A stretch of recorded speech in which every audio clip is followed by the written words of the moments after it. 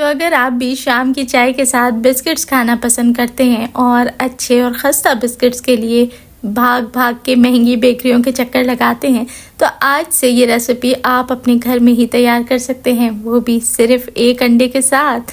1.5 से 2 किलो तक के बिस्किट्स घर में आराम से बना सकते हैं। बनाना तो बहुत ही आसान है, साथ ही साथ बिना ओवन के ये खस्ता बिस्किट ढेर सारे आप बना के स्टोर भी कर सकती हैं। बिस्मिल्लाहिर्रहमानिर्रहीम। अस्सलाम वालेकुम and welcome back to my YouTube channel. मैं हूं सिद्रा और आज हम बनाएंगे पिन व्हील बिस्किट्स बिना ओवन के। तो आइए रेसिपी शुरू करते हैं। तो आधा कप पिसी हुई चीनी के अंदर अब हमने शामिल करना है आधा कप के करीब घी।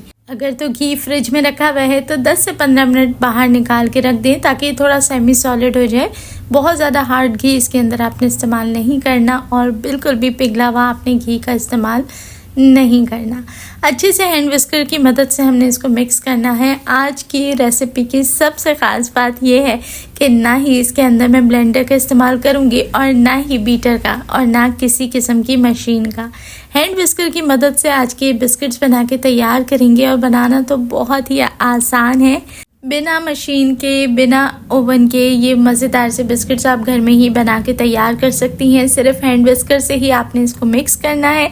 1 से 1.5 मिनट तक लगातार मिक्सिंग के बाद आप देखेंगे कि ये बिल्कुल एक दही की तरह ढीला सा बैटर हो गया है और वाइट कलर में आ चुका है, सफ़ेदी माइल हो चुका है। जब ये इस किस्म से तैयार हो जाए तो फिर आपने इसके अंदर शामिल करना है 1 अंडा। और अंडे का जब जिक्र आ जाता है तो फिर ज़ाहिर है अंडे की स्मेल को बेकरी की चीज़ों में किल करने के लिए ऐड किया जाता है वनीला एसेंस। तो बस 1 अंडा शामिल किया है और आधा चम्मच ऐड करेंगे वनीला एसेंस ताकि इसमें एक अच्छी सी खुशबू आ जाए। अब उसी हैंड विस्कर की मदद से आपने इसको दोबारा से मिक्स करना है, इतना कि अंडा इसमें बिल्कुल अच्छे तरीके से मिक्स हो जाए और वनीला एसेंस भी बिल्कुल यकजान हो जाए, यानी कि ये एक स्मूथ सा इस तरीके का एक डो सा तैयार हो जाए। ठीक हो गया।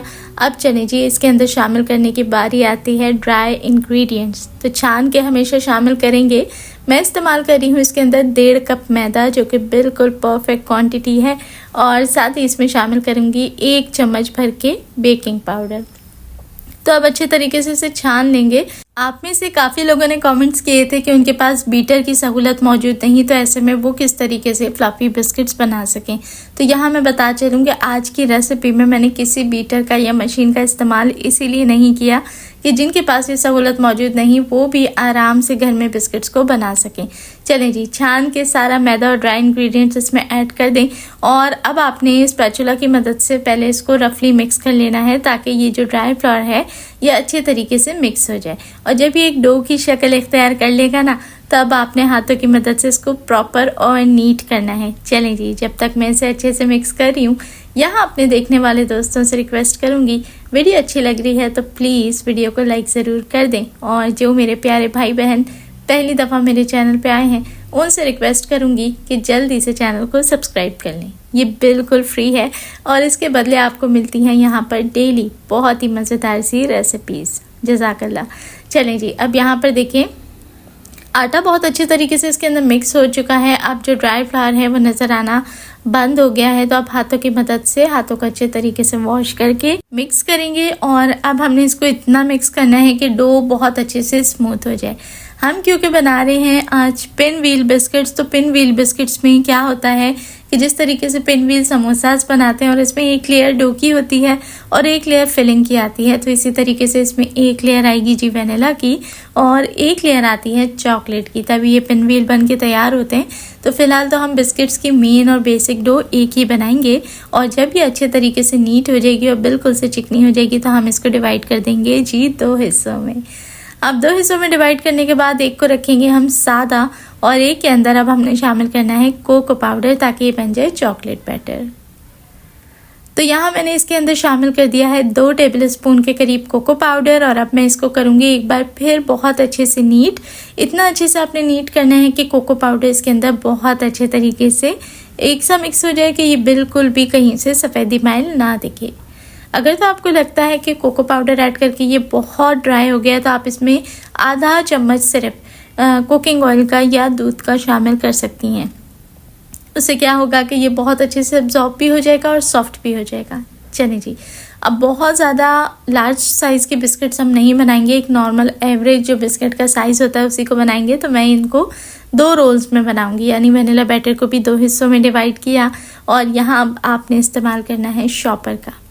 बटर पेपर के अंदर भी ये काम आप कर सकती हैं, लेकिन बटर पेपर बाज़ दफ़ा फट जाता है, तो मैं रिकमेंड करूँगी कि घर में जो कोई भी शॉपर साफ़ सुथरी आपके पास मौजूद हो ना, उसको हैंडल वाले हिस्से से और नीचे जो स्टिच हुआ हुआ हिस्सा होता है वहाँ से कट करें और 2 हिस्सों में डिवाइड कर लें। अब यहाँ पर वनीला वाला बैटर रख के आपने शॉपर के बीच में उसको इस तरीके से बेलना है कि बिल्कुल एक पतली सी चपाती आप इसकी बेल लें। बहुत एक्स्ट्राऑर्डिनरी थिन नहीं करना कि वो फट जाए, बस आपने जितना मैक्सिमम अच्छे तरीके से आप पतला कर सकते हैं उतना आपने इसको बेलना है और एक ट्रे के ऊपर आपने इसको निकाल देना है। अब सेम वही प्रोसीजर हम करेंगे चॉकलेट वाले बैटर के साथ कि उसको भी अलग से एक शॉपर में रखेंगे और इसी तरीके से बेल के उसकी भी हमने एक पतली सी चपाती बनानी है। अब आपने कोशिश ये करनी है कि लगभग जितनी बड़ी चपाती आपने वनीला वाले साइज़ की बनाई थी ना, उतना ही इस डो को आपने इतना बेल लेना है कि ये भी चॉकलेट वाला बैटर उतने ही साइज़ का अंदाज़न बन जाए। तो ये देखें, जब ये इस तरीके से तैयार हो जाए तो इसको भी आपने उसी तरीके से ट्रे के ऊपर ट्रांसफ़र करना है और 10 मिनट के लिए इसको अब हम करेंगे फ्रीज़। तो ये देखें, अब एक हमने बना के फ्रीज़ कर दिया और ये दूसरा, अब मैं इसका भी इसी तरीके से रोटियां बेल के फ्रीज़ कर दूंगी सिर्फ 10 मिनट के लिए।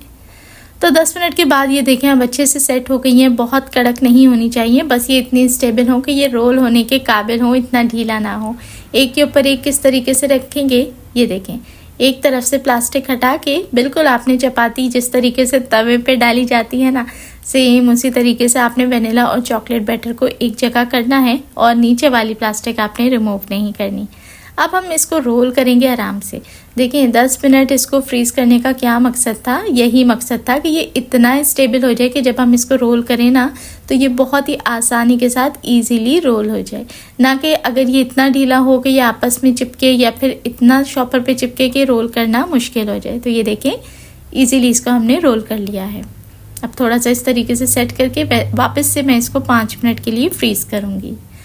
तो ये देखें दोनों रोल्स मैंने इसी तरीके से तैयार कर लिए हैं, बस यहीं तक का सारा प्रोसेस था। अब जो पिनव्हील बिस्किट्स हैं वो आपके हाथों में है, बहुत ही आसानी से आप इनको मिनटों में तैयार कर सकते हैं।